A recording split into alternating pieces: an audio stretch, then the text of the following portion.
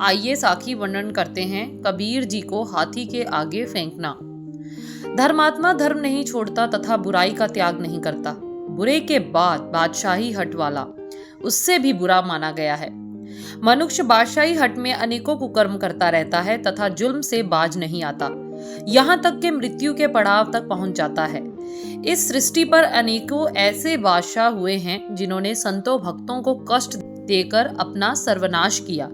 अवतार पैगंबरों पर अपनी मनमानियां एवं अत्याचार करते हुए आए। ऐसे ही आदमी सिकंदर लोधी के थे, जो कबीर भक्त जी को मारने पर तुले थे। अज्ञानी पुरुष परमात्मा की भक्ति की तरफ से आंखें बंद कर लेते हैं। कबीर जी तो गाते फिरते थे, कहत कबीर पंच को झगड़ा, झगरत जन्म गवाया, झूठी माया सब जग बाध्या, मैं राम रमत सुख पाया। पर बादशाह के मूर्ख लोगों को वह कोई वर श्राप नहीं देते थे। वह कहते थे, साकत पुरुष अपने कर्मों का फल कड़वा खाता है, वह समझाने से नहीं समझता। कहाँ स्वान को सिमृति सुनाए, कहाँ साकत पै हर गुण गाए, राम राम राम रमे रम रहिए, साकत स्यों भूल नहीं कहिए। रहाओ कौआ कहाँ कपूर चराए, कह बिसियर को दूध पियाए, सत्संगत मिल विवेक बुद्ध होई, पारस परस लोहा कंचन सोई, साकत सुआन सब करे कराइया, जो तुर लिखिया सो कर्म कमाइया, अमृत ले ले नीम सिंचाई, कहत कबीर उआ को सहज न जाई। इसका भाव अर्थ है कि हे पुरुषों, साकत भगवान के ज्ञान को ना समझने वाले नास्तिक पुरुष को कुछ नहीं कहना चाहिए, क्योंकि उसने कोई बात नहीं माननी। उसकी तो दशा कौवे जैसी है। जैसे कोई कौवे को कपूर खिलाए तथा सांप को दूध पिलाए या अमृत जल नीम को डाले तो नीम मीठी नहीं होती, उनको आत्मिक शक्ति का ज्ञान नहीं होता। ऐसे मूर्ख पुरुष को समझाने का क्या लाभ। यह फैसला किया गया कि कबीर को मस्त हाथी के आगे फेंकना है, इसलिए हाथी को लाया गया। महावत को बताया गया कि उसका हाथी कबीर जी को कुचल फेंके, क्योंकि बादशाही हुक्म कबीर को मार देने का था। कबीर जी ने स्वयं इस संबंध में शब्द उच्चारा है।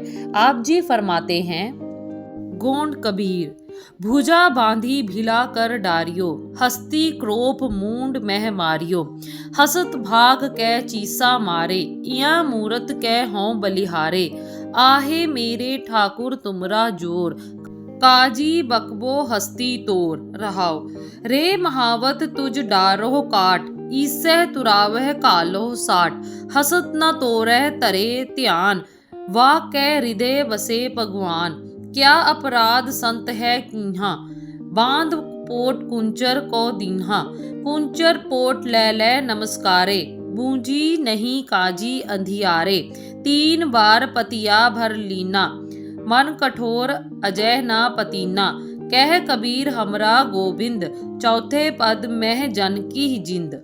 जिसका भावार्थ है, कबीर जी बताते हैं, हाकिमों ने मेरे बाजू व तन को बांधा तथा गुच्छम गुच्छा करके हाथी की सूंड के आगे फेंक दिया। उस समय हाथी बहुत गुस्से में था, पर जैसे ही कबीर जी गिरे तो हाथी उल्टा चिल्लाने लग पड़ा। उसने तो उनसे पूछना चाहा, हे मूर्खों, यह क्या करते हो? इस मूर्ति कबीर जी पर तो मैं बलिहारी जाता हूँ। ऐसे पुरुष को मेरे आगे फेंका जो राम का भजन करता है। वाह दाता, यह क्या खेल है। कबीर जी कहते हैं, अद्भुत चमत्कार था। हे मेरे ठाकुर, तुम्हारी लीला अपरंपार है। काजी महावत पर क्रोधित होता था कि वह हाथी को आगे भेजे, यहाँ तक कि महावत को क्रोध से कहता था, नहीं तो तुम्हें मरवा दूंगा, इसको चाबुक मार कर भेजो ताकि कबीर भक्त इसके पांव नीचे कुचला जाए। कबीर जीवित नहीं रहना चाहिए। पर महावत आगे से हाथ जोड़कर खड़ा हो गया। उसने कहा, हे काजी, देखते नहीं है मैं चाबुक मार रहा हूँ, पर हाथी तो एक पैर भी आगे नहीं होता। मेरा क्या जोर। ऐसा लगता है कि इसके हृदय में भगवान बसता है। यह भी प्रश्न उठाता है कि बताओ तो भला, साधु ने क्या गुनाह किया है जो उसको पोटली की तरह बांधकर हाथी के आगे फेंक दिया। देखते नहीं, अंधे हो? हाथी तो उसको नमस्कार कर रहा है। मूर्ख काजी ना समझा। वैसे ही वह अज्ञानी था जिसने कि 3 बार परख की, पर उसका कठोर मन अभी भी ना माना। पर कबीर जी कहते हैं, हमारा गोविंद चौथे पद में रहता है, किसी को दिखाई नहीं देता तथा हर एक की रक्षा करता है। बात क्या है कि हाथी कबीर जी को कुछ कहने के स्थान पर दूसरी तरफ जंगल को भाग उठा, महावत को फेंक कर मार दिया। वह जंगल को ऐसा गया, फिर ना आया। उसने राज सेवा छोड़ दी। हाथी की योनि से छुटकारा पाकर राम जी की मर्जी से जीवन मुक्त हो गया। काजी तथा हाकिम हाथ मलते रह गए, उनके हाथ कुछ ना आया। काजी, मुल्ला, पंडित सब शर्मिंदा हुए जो कबीर जी के शत्रु थे। पर कबीर जी के श्रद्धालु तो ऊंची ऊंची बोलकर कहने लगे, कबीर महान भक्त है, राम का भक्त। अहलकार बादशाह सिकंदर लोधी के पास पहुंचे। उन्होंने कहा, हे बादशाह सलामत, वह तो नहीं मरता। आग, पानी तथा हाथी उसको मार नहीं सके। वह तो सचमुच ही कोई खुदा का बंदा है। सारी काशी में बल्कि उसका यश होने लग गया है, जो बयान नहीं किया जाता। सारे लोग बादशाह की निंदा कर रहे हैं। काजी तथा पंडितों को लोग फिटकारे दे रहे हैं। मामला इस तरह का है, बताओ अब क्या करें? हम तो बहुत तंग आ गए हैं। हमारे घर के बाल बच्चे सब परेशान हैं, बीमार पड़ गए हैं। सिकंदर लोधी बादशाह सतगुरु नानक देव जी को भी मिला था, पर अहंकार के कारण उसकी बुद्धि भ्रष्ट हो गई थी। वह शीघ्र ही गुरु जी के वचनों को भूल गया था और अपनी मनमानियां करने लग गया था।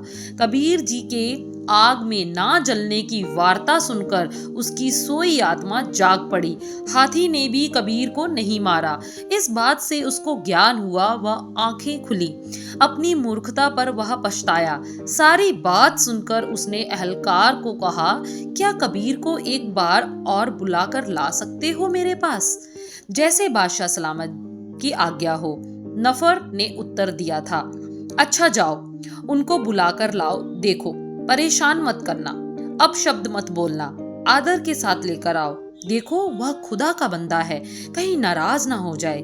उसका आदर करते आओ। कहो, बादशाह क्षमा मांगता है, जाओ, देर ना करो। बादशाह का फरमान सुनकर नफर कबीर जी को लाने के लिए दौड़ गए। पहले घर पहुंचे, कबीर जी घर पर नहीं थे।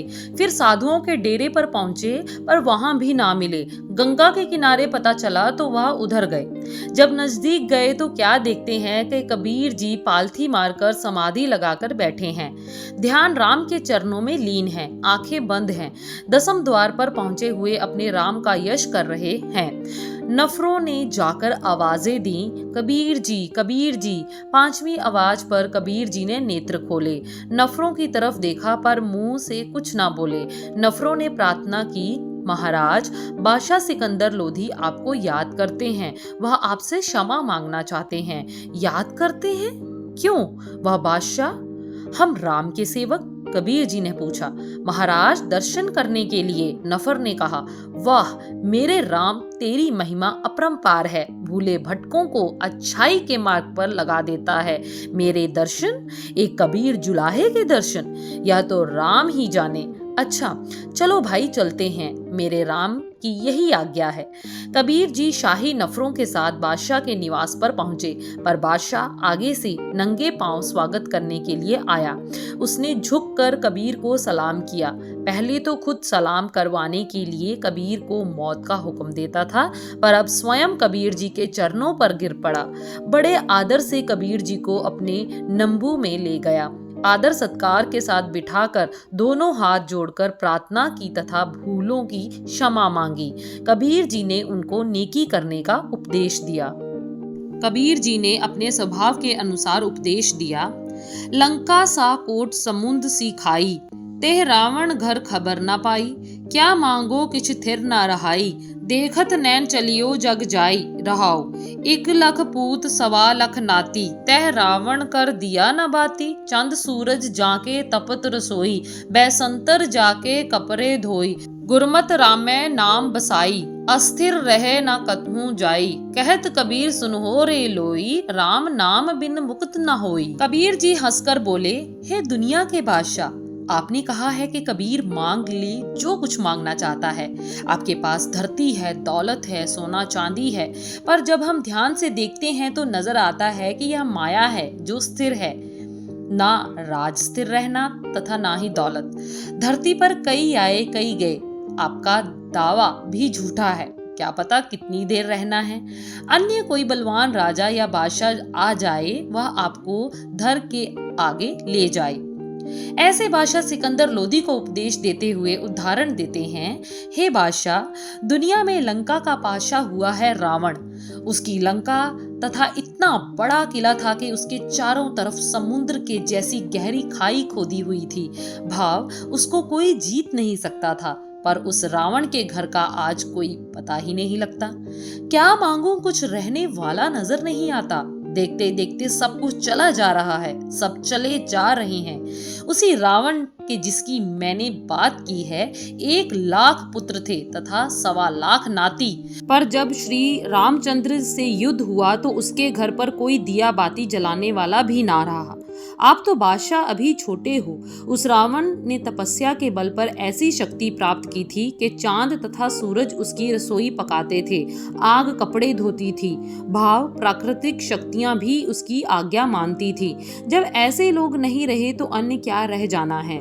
इस तरह अहंकार करना, राम भक्तों को तंग करना, दुख देना, यह तो बादशाहों को शोभा भी नहीं देता।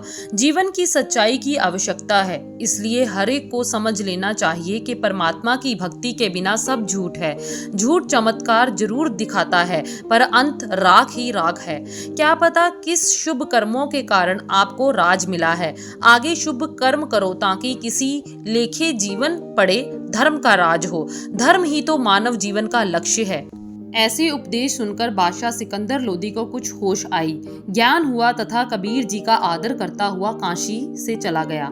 कबीर जी के यश का डंका चारों ओर बज गया, हर तरफ उनकी शोभा होने लगी, राम धुन गाई जाने लगी। अगली साखी कबीर जी का उपदेश जल्द ही आप सबको श्रवण करवाएंगे।